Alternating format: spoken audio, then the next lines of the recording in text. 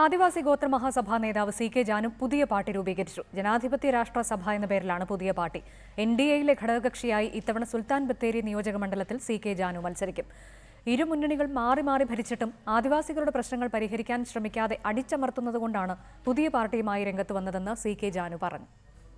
പരമ്പരാഗത ഗോത്ര ആചാരങ്ങളോടെയായിരുന്നു C K Janu നേതൃത്വം നൽകുന്ന പുതിയ രാഷ്ട്രീയ പാർട്ടിയുടെ രൂപീകരണം.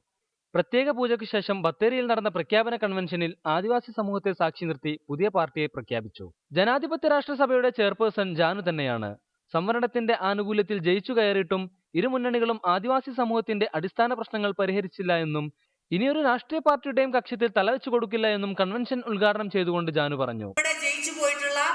ഇടതും വലതും മുന്നണിയുടെ നമ്മുടെ സംവരണ സീറ്റിൽ മത്സരിച്ച് ജയിച്ചു പോയിട്ടുള്ള നമ്മുടെ ആദിവാസി സഹോദരങ്ങളെ പോലെ ഏത് പ്രസ്ഥാനത്തിന്റെ കീഴിലാണ് മത്സരിച്ച് ജയിച്ചത്, അവരുടെ കക്ഷത്തിലേക്ക് തലവെച്ചു കൊടുത്ത് അവര് കക്ഷ ഇങ്ങനെ മാറ്റാതെ തലയിളക്കാൻ പറ്റില്ലാത്ത ഈ ഒരവസ്ഥ എന്തായാലും നമ്മളുടെ ഈ ഘടകകക്ഷി മുന്നണിക്ക് ഉണ്ടാവില്ല എന്ന് നിങ്ങൾക്ക് ഉറപ്പു തരാൻ എനിക്ക് കഴിയും. തന്റെ വ്യക്തി താല്പര്യം സംരക്ഷിക്കാനാണ് BJPയുമായി കൂട്ടുകൂടുന്നത് എന്ന വാർത്തകൾ അസത്യമാണ്. സമുദായത്തിന്റെ പുരോഗതിയാണ് തന്റെ ലക്ഷ്യം. ഈ തീരുമാനമെടുക്കുന്നത് സി കെ ജാനുവിന്റെ വ്യക്തി താല്പര്യത്തിനൊന്നല്ല.